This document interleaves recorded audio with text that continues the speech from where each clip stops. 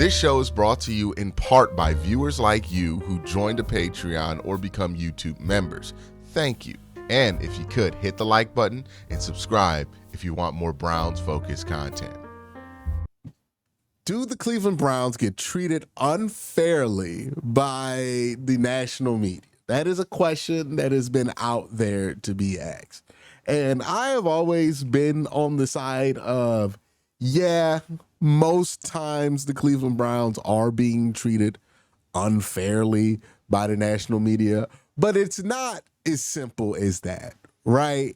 Because there is a balance that you have to live with if you're a Browns fan for a little while, which is the Browns traded for Deshaun Watson, and that ended up being one of the worst trades that we have seen in recent NFL history. It is a uniquely bad L, right? There are other bad L's that exist, but those teams bounce back from those L's, right? The Denver Broncos took a bad L in trading for Russell Wilson and then paid a gazillion dollars to get rid of him. But as of right now, 2025, they seem to have come out ahead in most people's eyes because they got Bo Nix. You could look at San Francisco. They're another team. Traded a bunch of picks for a quarterback, didn't work out. You can argue pound for pound, trade for trade, that was worse than what Cleveland did. But they got Brock Purdy. And they're not looking for a quarterback right now. So they're fine. The Cleveland Browns are the one team that made the big swing at quarterback, missed on that swing at quarterback, and also gave up a quarterback who ended up playing pretty good in all that in Baker Mayfield. It's just a double whammy of just bad looks here, right? And that has eroded a lot of goodwill from anybody looking at this team from a casual standpoint. And I get it. I don't really think that's unfair. I think that's fair enough, right? From a casual standpoint to look at the Cleveland Browns like that. My problem with the national media is that the national media should not be looking at the Cleveland Browns or talking about the Cleveland Browns like a casual NFL fan, right? Like the whole purpose of having people with these jobs that are specialized is so that you can get a non-casual amount of information to people who don't have the time to do it. And that's the issue, right? So often, because they know that the casual perception of the Cleveland Browns is that Browns do something that must mean bad. Look at what they did with Deshaun Watson. And they know that not that many people are going to challenge that notion, especially in Cleveland, given that they're still licking the wounds from the Deshaun Watson situation. They can just say, oh, the Browns did this, that's horrible. And nobody's going to challenge it. And they don't really got to think about it. But what I have seen over the last year is so many decisions that the Browns have made that if literally any other team made it, people would praise it. But because the Cleveland Browns did it, people find every way to look at it as if it is a bad thing. That is what the Browns deal with. It's not like a victim thing, but it's what the Browns deal with. And I'm not the only one who thinks this. You know, I'm a Browns fan. I'm biased, admittedly. But the Unsportsmanlike show has no ties to the Cleveland Browns. They have ties to Progressive and ESPN, but no ties to me or the Cleveland Browns. Let's listen to what they had to say on this subject. I think the Cleveland Browns have actually done so many things. I think the Cleveland Browns have actually done so many things that if they were wearing a different uniform, we'd consider it really smart. Think about this for a second. You have the owner of a team saying, I'm not a football person anymore. because I do believe that he made the Deshaun Watson decision. And thus, I'm going to allow for the general manager and the coach to make decisions because they're football people. In addition, that's the first thing. How is that controversial? Like, I have seen people react to that press conference clip where Jimmy says, I'm not making the football decision. And people flip it and turn it and try to interpret it in every way, but what's smacking you right in the freaking face, which is, I trust my football people to run football operations. Isn't that what you want an owner to do? Like, my theory on ownership is there's no such thing as good ownership. There's owners who want to be football guys and freak up their team, and there's owners who understand they're not football people and let the experts do the job. Those are the two types of owners. And the owners who let their people do their job usually have better win-loss records than the ones who decide that they the man who will make all the decisions. We've lived through Jimmy Haslam's era of making decisions, deciding he's going to go get Johnny Manziel on a whim. The Deshaun Watson move, right? The adult in the room. These were quotes that were privately attributed, or at least long thought to be attributed, to Jimmy Haslam.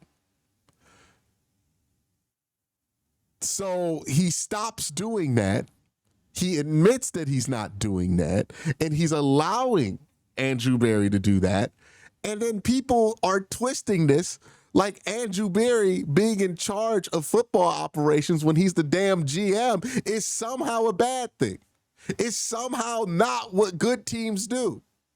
How is this controversial? I had this argument with Kimberly, what's her name? She's on First Take.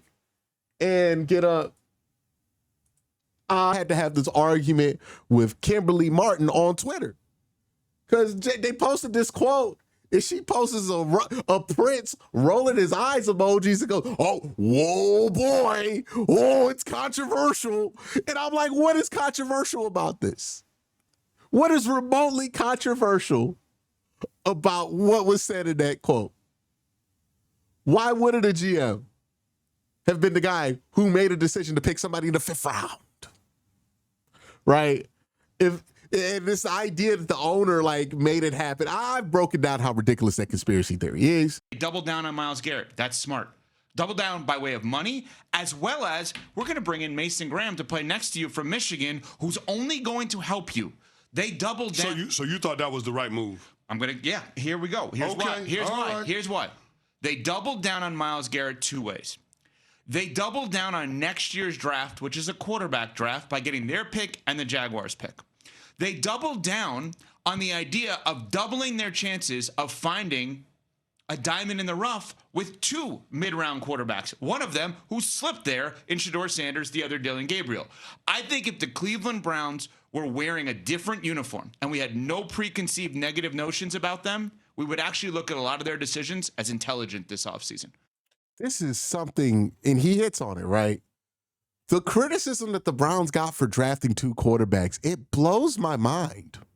It blows my mind that so many people were so critical that the Browns took two quarterbacks that they liked when they don't have a single quarterback. I never understood the source of this controversy. I never understood why people thought that this would be something even remotely controversial. Like, the Browns taking two quarterbacks when they don't have a starter makes a lot of sense to me. They like Dylan Gabriel, and they clearly like Shedeur enough to take him when they took him. So why not? Why not? Who did you want in the 5th round? Like, who are you going to use those 2 6-round picks for? You know what I mean? Like, why are we getting criticized for this? Like, we're a team with no quarterback. We take two quarterbacks. We take two shots at trying to find a diamond in the rough, like he said, and we're like getting shat on for trying to figure out the quarterback solve. Even the trade that he brought up, right? I don't know if people would have said if like New England or some other team makes that trade if the Browns win it, because the Browns did trade the draft rights to a very good player in Travis Hunter. I do think if another team made that trade in the same situation the Cleveland Browns did, more people will understand and lead with, well, the Browns need a quarterback and they need the extra first round pick. It's a fair trade. Instead of being like, oh, it's Julio Jones again. Like, the Browns are in a situation where they need an extra first-round pick. And what the Browns did in the draft for a team that doesn't have a quarterback is put a lot of lines out there that can maybe net them a quarterback, right? You got the Dylan Gabriel line, you cast that one. Get the Shador Sanders line, you cast that one. Maybe you get some shit that bites. You got your first round pick, cast that line. You got Jacksonville's first round pick, you can cast that line. And who knows, maybe something bites. But what's the harm? You ain't got no quarterback. But the Browns are the only team that can get criticized for trying to find a quarterback when they don't have a quarterback, simply because they are the Browns. People, oh man, how could they try to find more than one quarterback this offseason when their projected starter is fucking Kenny Pickett? How dare they draft two quarterbacks when they're going to have Kenny Pickett and Joe goddamn Flacco in that room with them? What are you talking about? What are you talking about? Everybody talks about you need to take a swing and you need to do this and that. And then the Browns do it. Oh, no, not like that. Don't do that. That's ugly now. The Browns did it. It's silly. The biggest example of this, by the way, is how everybody reacted to the Jerry Jeudy deal. My bad. And remember, Jerry Jeudy signed that deal at the same time that Calvin Ridley got like $26 million to play for the Tennessee Titans. Now, that wasn't a universally accepted deal when Calvin Ridley signed that deal, but it got more praise than Jerry Jeudy signing for like $16 million. Everybody shat on that Jerry Jeudy deal. Everybody told you it was impossible. Why would they do this? This is such a bad deal. They didn't have to do it at the time. Now you look at Jerry Jeudy, over 1,000-yard wide receiver at the age that he is, and the Browns got him for cheap. Has anybody come back around and said, oh, man, we were wrong on that? With the same energy and megaphone that they shat on that deal with?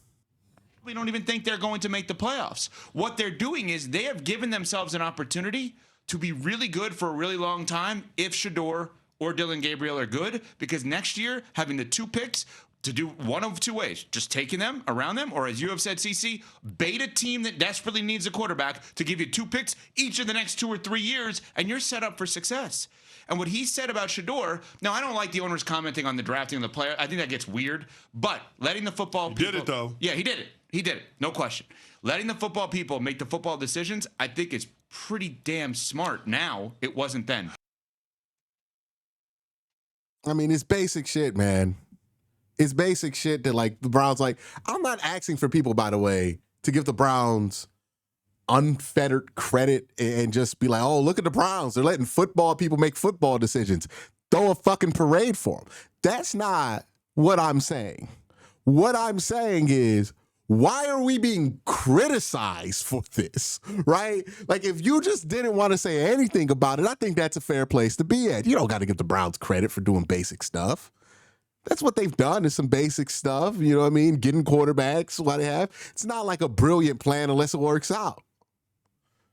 But why are we being criticized for trying to fix the quarterback position?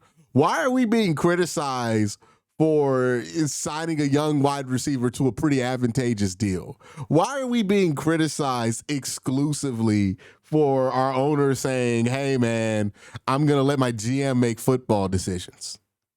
That is the thing that stands out to me, right? Like, it's not that the Browns get criticized. You want to do the what ifs with Baker Mayfield. Look, that's an L this organization has to hold. I ain't got no problem with that. But if we're talking about stuff that is universally seen as like, okay, well, that's good, and then the Browns do it and all of a sudden it's bad, then you got to start like wondering why it is that we're doing that, right? That's what I mean when it's ridiculous. Not saying, oh, I don't want the Browns to be criticized. I don't care if the Browns are criticized. If it's fair criticism, they have at it. The Browns are ripe for criticism. They've been ripe for criticism for a very long time. But like when they do normal stuff like the salary cap, every time the Browns do something with the salary cap, people react to it like this shit has never been done before. And then I bring on Jack Duffin and he tells you this is not new. 5 other teams did this thing. And this is how it's going to work out. And everybody goes, no. ESPN told me this is going to blow up their cap. And some guy on this show called an owner or an anonymous source. He said, that's going to be a bad idea, Quincy. You don't know. And then 3 months later, we find out that Jack Duffin was 100% correct about everything he said because he saw the Browns do the same exact thing that another team did. It's just how it's reported is differently, you know? Browns do this thing. Oh, they're putting themselves in a dangerous position, and they're gonna be cap strung. The Eagles do that same shit.